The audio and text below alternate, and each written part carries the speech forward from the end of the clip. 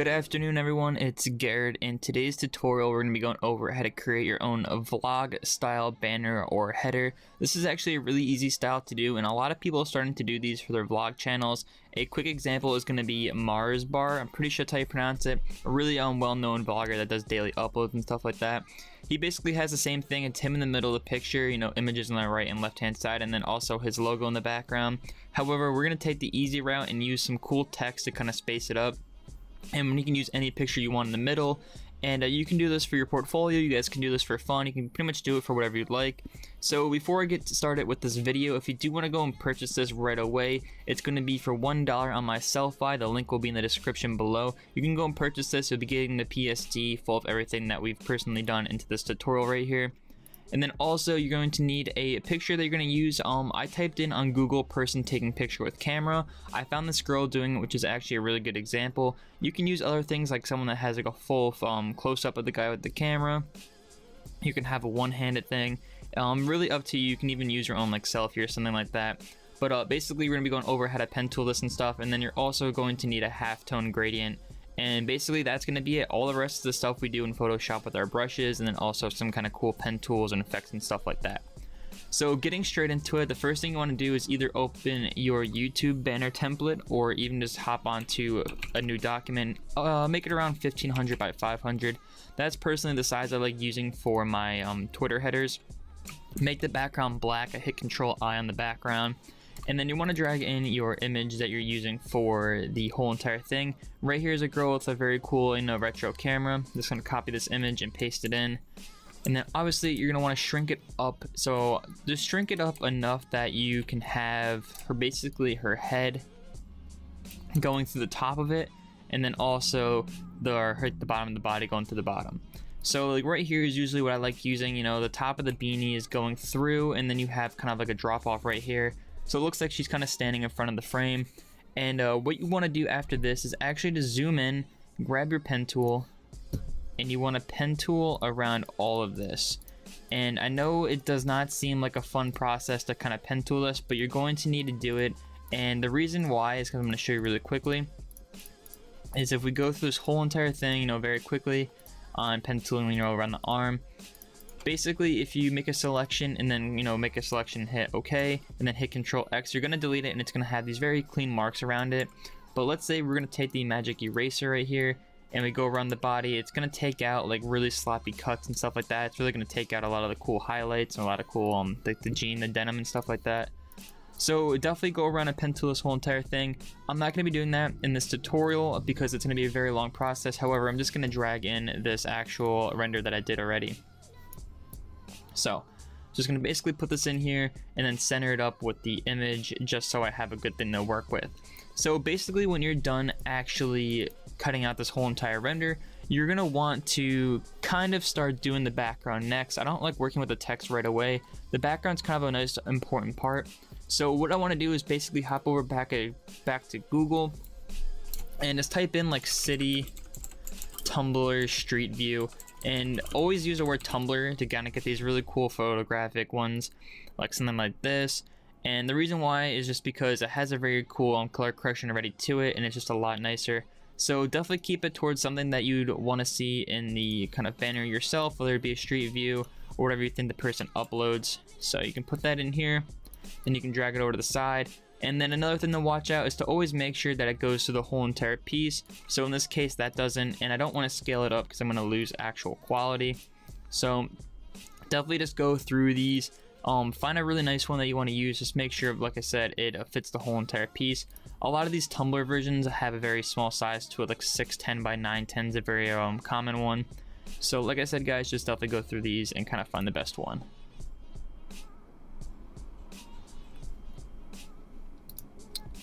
So let's just say you're going to keep going through these. If you go to size and just go to large, I didn't even think about this, you're going to get a very large scale of images. So we can take something like this, which actually is going to be pretty cool because we have this light source. Just paste it in and just bring it over to the right side or left side, doesn't really matter.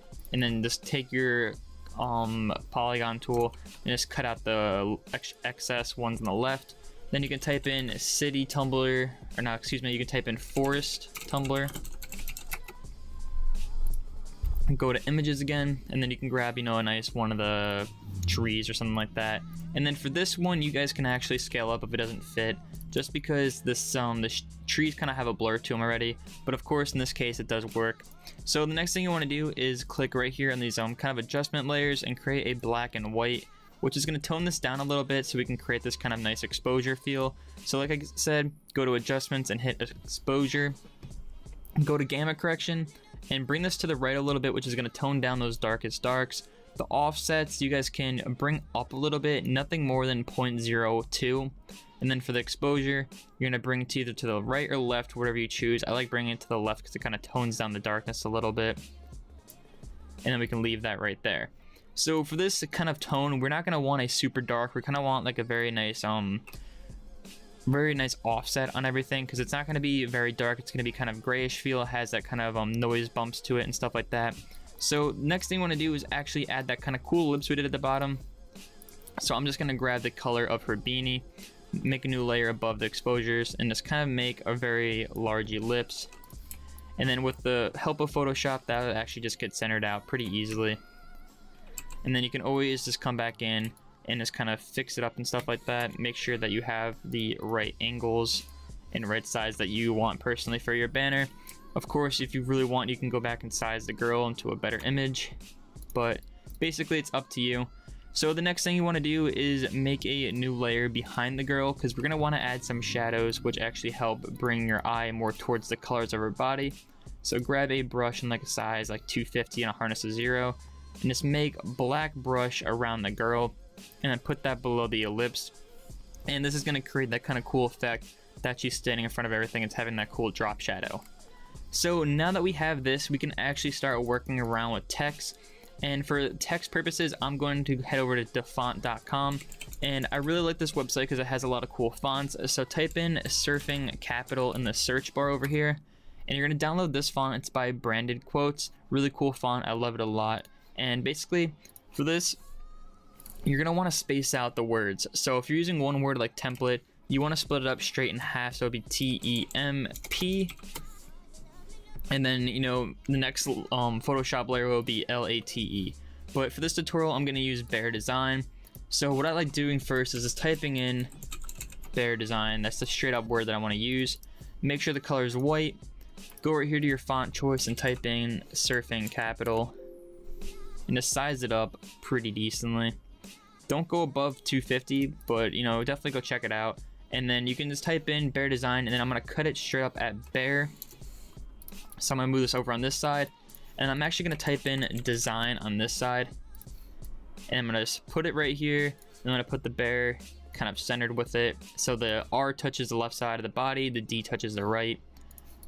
And then we can kind of just merge these two. We're going to hit Control T, and then we're going to scale it down a little bit, and then kind of maybe put it on an angle. And like I said, guys, you guys can go back and put Behr, you know, more over here, and then design more over here. But it's going to be offset because I don't have the exact same letters on here. That's why I like splitting a strip in the middle. So Behr is 1, 2, 3, 4, 5, 6, 7, 8, 9, 10. That's 10 letters, so I want to split it 5 on 5 on each side. So I put Behr D and then design on the other side. But for this tutorial, I'm not going to do that. It kind of looks a little bit sloppy. So next things we're going to do is actually make another new layer behind the girl but above the text, and we're going to grab the same brush and just make a nice drop shadow on top of that text, because you're going to want to make sure that it looks like that she's in front of it.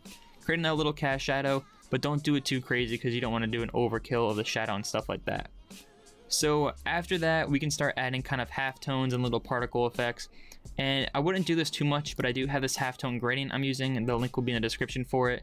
Just drag it in and make sure you size it so it's very small, but it covers, you know, the first half. Go to blending options, color overlays, make sure it's always white, and just kind of put it on the side like this.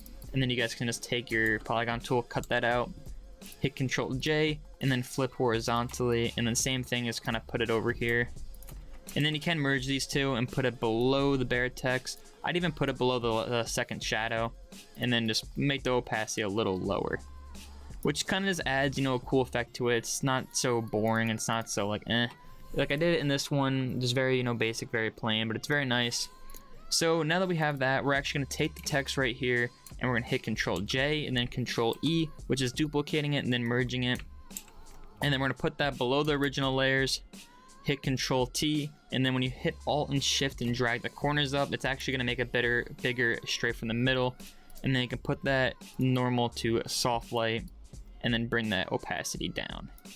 So that's basically going to leave it with a nice cool effect. And then we're going to start adding, you know, other kind of cool little effects. So we're going to go above the girl and make a new layer, grab our brush, same size, about a 250, and put a black one. It's kind of click in a couple places, maybe like 3 or 4 on each side, and then lower the opacity. Make another new layer, make sure the color is white this time, and do the same thing, but make it white. And just lower the opacity, of course. And then we can make another new layer, and we're going to take the size down a little bit to about 70 and click straight on the camera and just bring that opacity down too. Kind of leaves a nice glare on top of it. That's just something that I like doing. It's kind of a cool effect. So now that we have that, we can actually start designing our own things. We can start adding our own effects. So this is when you can start opening your packs up and stuff like that. For this, we're not going to use anything, so I'm just going to make a new layer. Going to grab a brush on like a size 3 or 4, probably a 4 on white, and I'm going to click like this. And basically, this is how you make your own particles. Really easy to do, believe it or not. This is all you have to do. Just move, click, move, click, move, click. And it doesn't do the same effect as our regular particles do, but it gets the whole job done. So it's basically the only thing you have is kind of cool particles. And then you can, of course, add other things. So let's say that we're actually done with this. We're going to actually group all this together. So we're going to group everything that's not locked, hit Control J on it, and then Control E, then can Control J one more time to kind of duplicate it and have your own work safe. So go to blur. I'm going to put a Gaussian blur on this on a size like 1.4. And then I'm going to take my eraser, hardness is 0 and like a size 300, and erase a lot of it except for parts of the text. So it kind of has that cool blur to it. We're gonna make another new layer, and then you can go through these, you know, you can go through a noise, distort, and stuff like that. I wouldn't do too much with this just because a lot of the time you're actually gonna do an overkill of it and make it a little bit blurry. You can use like a little bit of mosaic, but like I said, only a little bit, you know, keep like some corners a little bit blurred, but that's only like a stylized thing. And of course, if you want to do an RGB split, you can, but you can definitely do other things to this. Like you can totally make another new layer above it and just add a really, you know, big light source on top of her head. Whoops, I was grabbing the eraser. So you can make it a little bit bigger than that.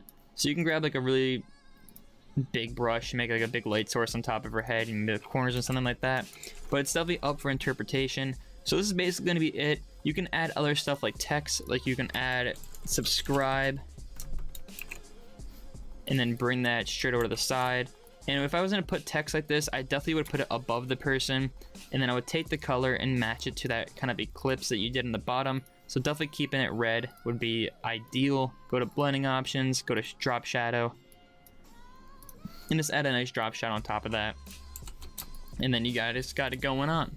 So basically that's going to be it for today's tutorial. It's really easy to do, and I really thought that you guys would like this because it's something that I've seen a lot of people try to do but can't really figure it out themselves.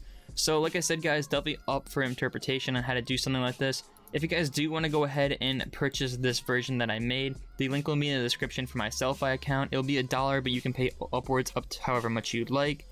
But basically, that's going to be it for today's tutorial. Just make sure to keep liking these videos and comments below. If you guys do want to get this whole entire template for free, 200 likes will get the whole entire PSD unlocked for free. But that's going to basically be it for today's tutorial, and hope to see you guys in a later on video. Peace out.